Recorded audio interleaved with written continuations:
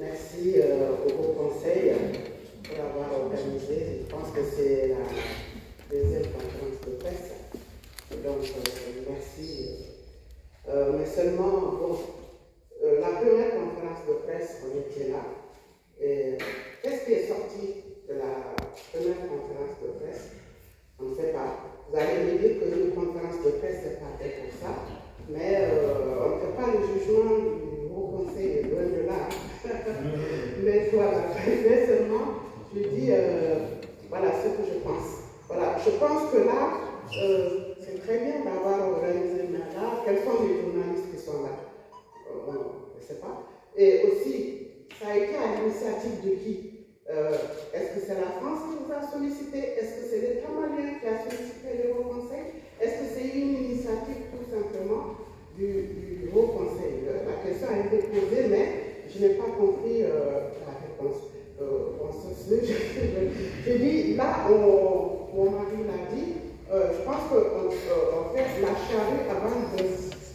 le Haut Conseil, vous l'avez dit, est constitué de 800 associations. Depuis le début de la crise, on n'a pas eu une seule réunion avec la diaspora. Oui, vous dites que les associations sont là-bas, on est au courant à travers les réseaux sociaux et tout. Non, le Haut Conseil, c'est des représentants physiques. Et ces représentants physiques auraient dû, en tout cas à mon avis, convier la communauté, même si c'est 3 personnes qui viennent, il y a 3 personnes qui seront là pour débattre ensemble de ce qui se passe dans notre pays, à travers notre pays d'accueil. Et ça, moi, je ne l'ai pas vu.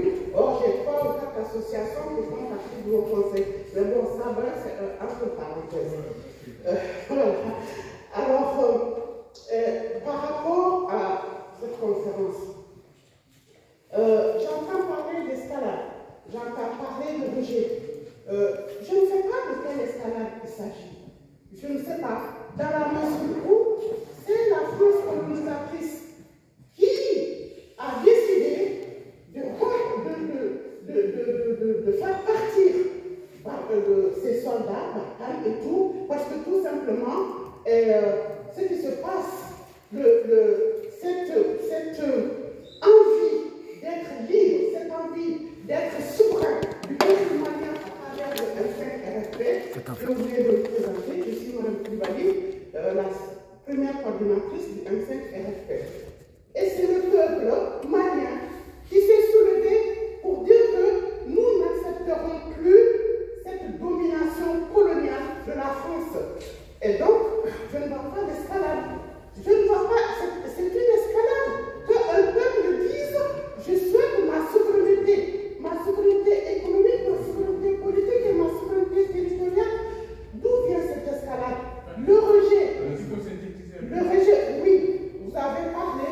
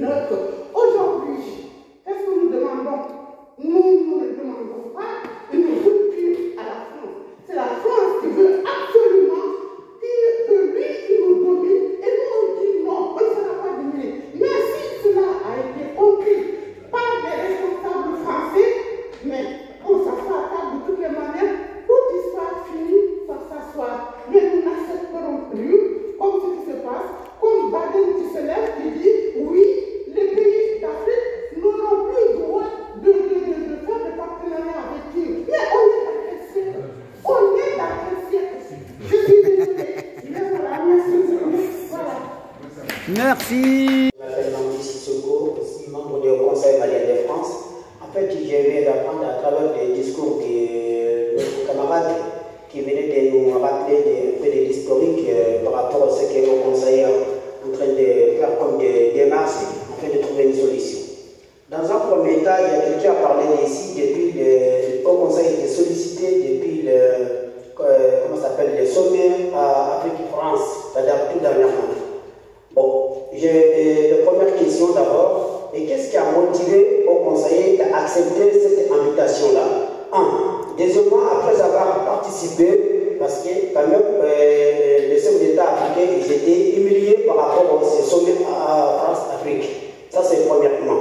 Mais deuxièmement, après avoir participé, qu'est-ce que le conseiller a proposé et par rapport au manque de représentation des chefs de l'État africains à ce sommet-là?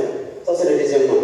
Donc, en tant que facilitateur aussi, et que le conseil a pensé quoi par rapport à tout ce qui se passe aujourd'hui au Mali, par rapport à toutes les humiliations à l'égard du Mali aujourd'hui, les autorités maliennes qui étaient humiliées, qui étaient insultées, la population y compris, parce que les autorités, ils n'ont pas leur mission, ils sont dans les missions des populations maliennes, des citoyens maliens qui se trouvent un peu partout au Mali et en dehors du Mali.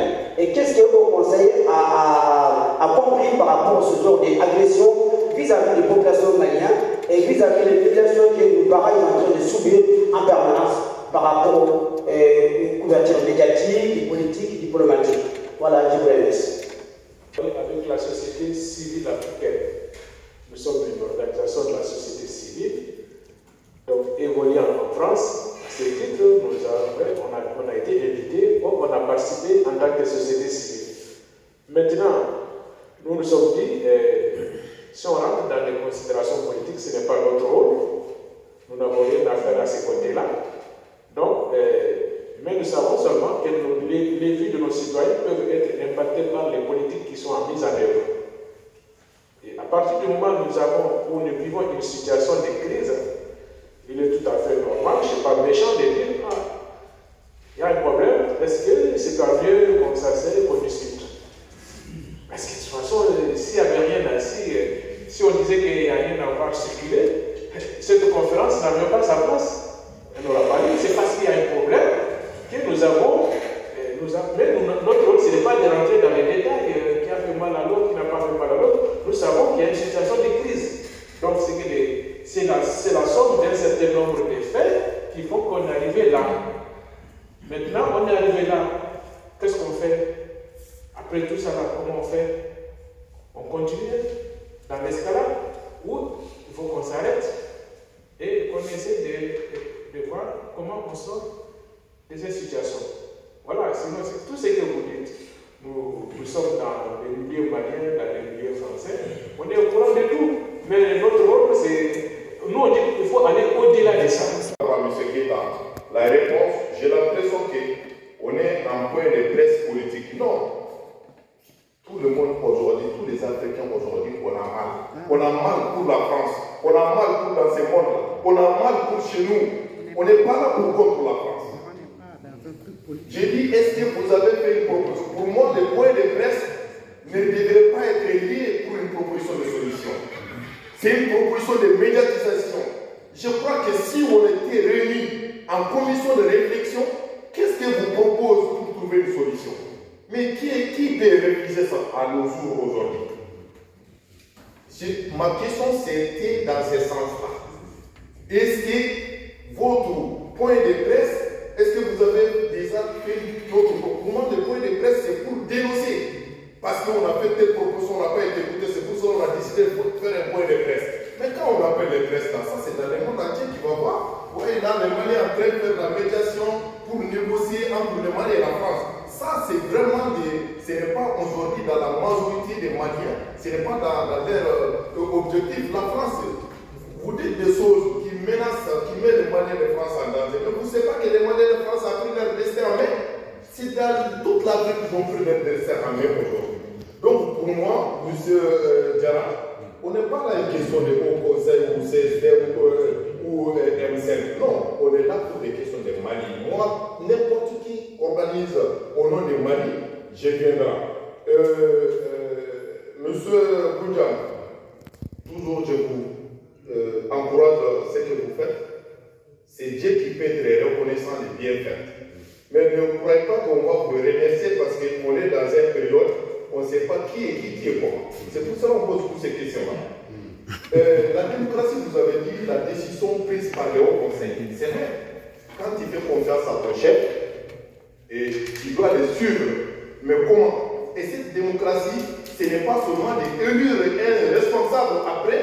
Les responsables, oui, parce que vous m'avez dit, non, ce n'est pas comme ça la démocratie. Nous, on a compris à l'envers. C'est pour cela que chez nous, en Afrique, il y a toujours des tueries, il y a toujours des trahisons sur la question de leadership. Parce que quand on devient responsable, on croit qu'on a tout le pouvoir. Non, ce n'est pas ça.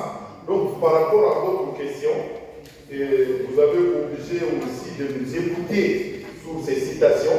On ne peut pas soigner une maladie, un malade à son absence.